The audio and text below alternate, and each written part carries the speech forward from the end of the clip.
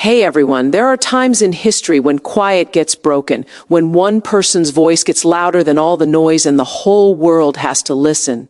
Today we're talking about one of those moments, a hit that wasn't with guns or bombs but with words. A hit so smart and brave that it left even the most powerful countries shocked. A hit of words, not weapons. That is way stronger than any rocket or bullet because it can change how people think, change what happens next, and shift who has power without hurting anyone. When JAISHANKAR spoke, his words didn't need loud explosions to be felt. They didn't need war smoke to get attention. They carried the weight of truth and strong belief that cut deeper than any knife. In the world of talking between countries, words are the sharpest tools to change things. They can either build friendships or destroy them. They can either make peace or start fights. And they can either make people respect you or make them angry. What made his words like a hit wasn't being loud or mean, but being exact. Every sentence had a purpose. Every word hit clearly, and every idea landed exactly where it was supposed to. In that moment, Washington wasn't facing army power, but something even harder to fight back against. The rock-solid confidence of a country that doesn't wait for others to say it's okay anymore. Throughout history, some of the biggest moments haven't been wars, but speeches. Leaders who dared to tell the truth to powerful people, who stood strong with nothing but their voice, left changes that shaped hundreds of years. JAISHANKAR's words belong to that group. They weren't said because he was angry, but because he was strong. They weren't about being mean, but about having dignity. By saying what needed to be said, he showed that India's power doesn't only come from its armies, its money, or its technology, but from its ability to stand firm on the world stage and say what it believes with clear strength. His words carried the spirit of a country that has survived, that has grown stronger, and that now speaks not with fear, but with authority. The hit was also a sign of a bigger change. For too long, the world stage has been controlled by just a few voices, and others were supposed to just listen. But this moment broke that pattern. India, through JAISHANKAR, didn't just join the conversation, it changed it. The shock in America wasn't just about what he said, but about how bold he was to say it. It was realizing that the old way of unquestioned control is being challenged not by war, but by confident talking. This is the new power. When a country doesn't need to fight to be noticed, it simply speaks and the world listens. Such a hit also shows the power of staying calm. Anyone can yell when they're angry, but only the strong can stay cool and still shake the foundations of power. JAISHANKAR didn't need big dramatic moves or scary tones. His calmness itself was powerful. It showed that real power isn't in how loud your words are, but in what they mean. It's in the courage to call out lies, to stand strong when everyone's watching, and to say what others are afraid to say. This is why his words were more than just sentences. They were a strategic hit delivered without weapons, yet leaving an impact that lasts longer than war. India's voice of destiny isn't just a sound that echoes in meeting rooms or international gatherings. It's the result of hundreds of years of struggle, toughness, and vision finally being heard on the world stage. When JAISHANKAR spoke, he wasn't just saying what the government thought. He was carrying the shared spirit of an ancient civilization that has survived invasions, being ruled by other countries, and countless challenges, yet still stands with unbroken pride.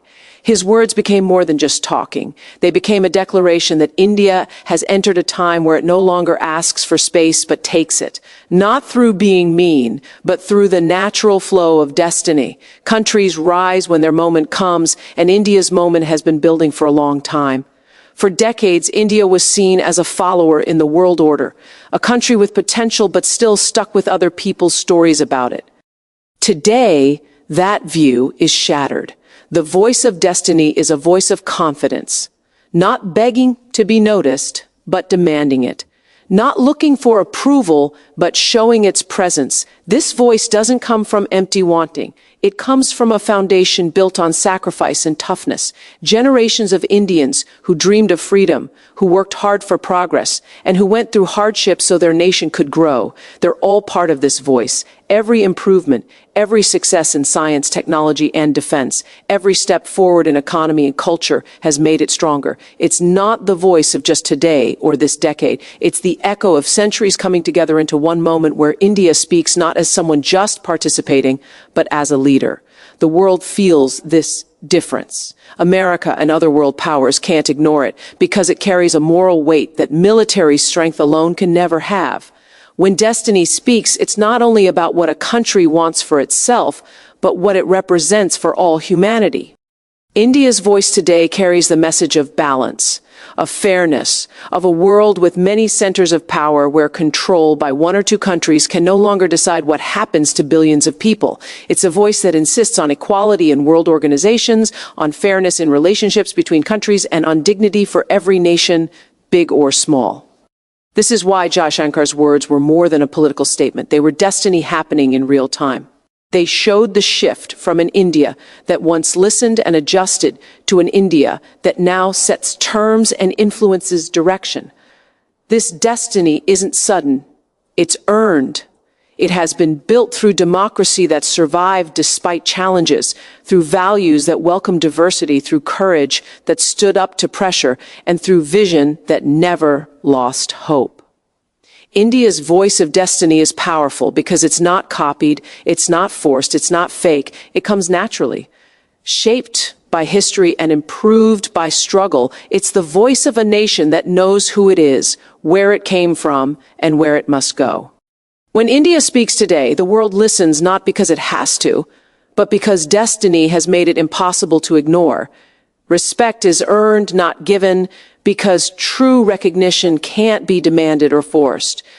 It must grow naturally from actions, principles, and unwavering strength of character. When Jaishankar talked to the world, especially facing America's dominance, his words carried weight not because he insisted on respect, but because he showed it. Respect comes from being consistent, from being able to stick to your values even when challenged, from having the courage to speak the truth even when it's uncomfortable.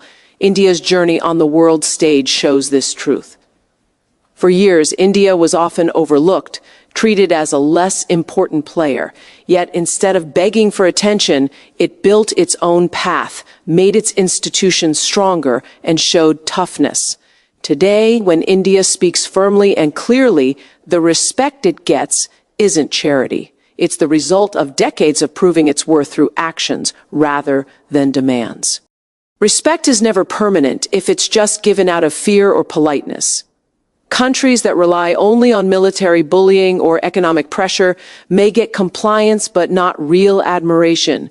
True respect is rooted in believability. It's built slowly through honesty, fairness, and the ability to stay strong in difficult times.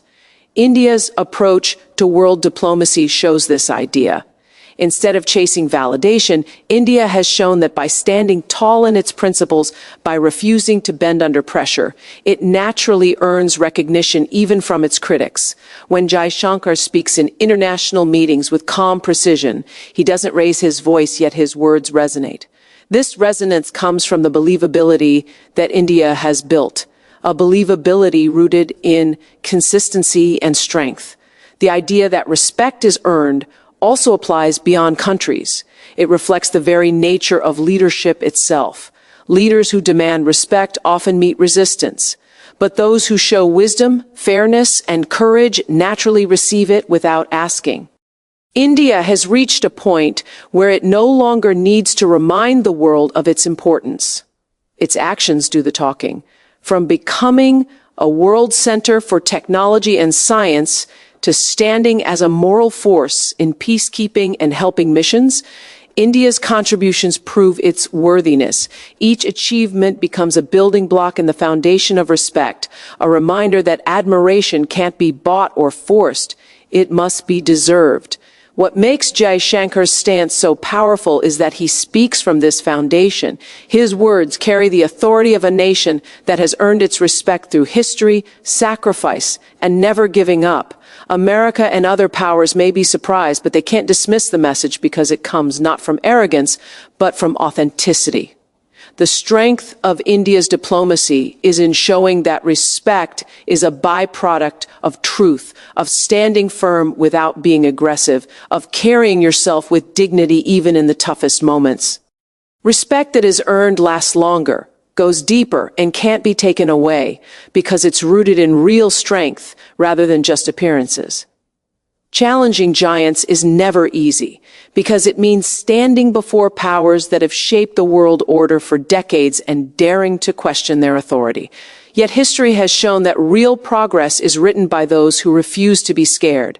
When JAISHANKAR speaks on behalf of India, he represents a country that has chosen to challenge these giants not with meanness, but with clarity and strong belief.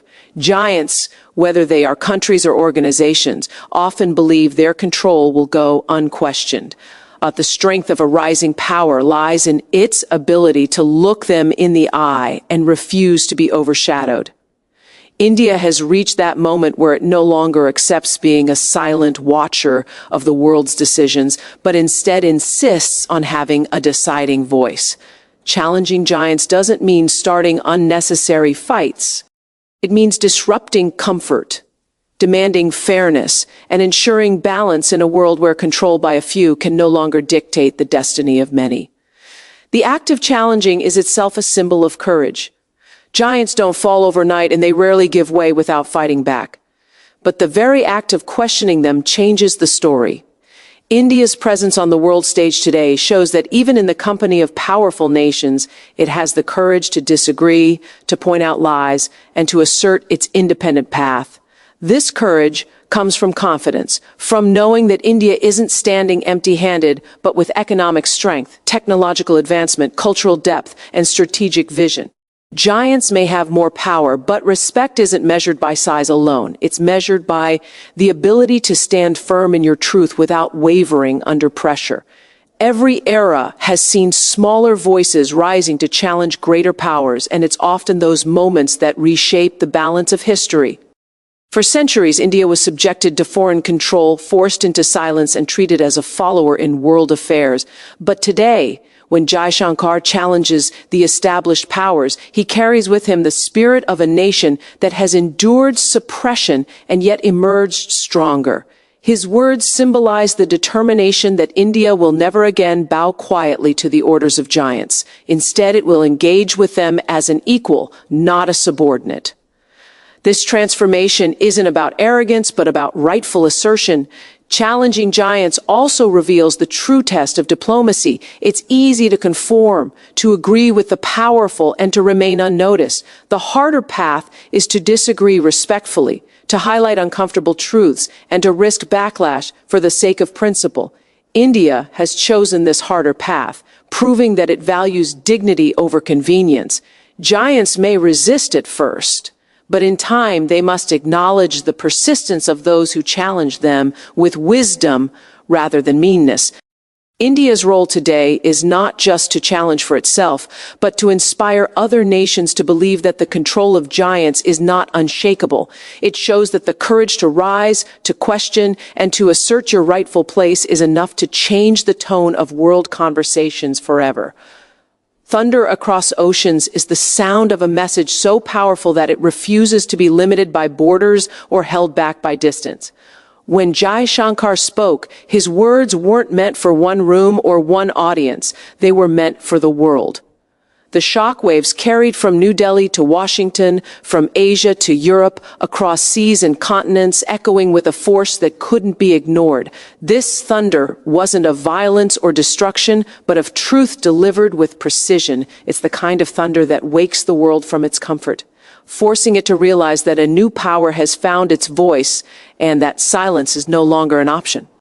Across the oceans, in capitals of influence, in circles of diplomacy, and in the hearts of millions watching, the echo of his words reminded everyone that India is no longer a distant player.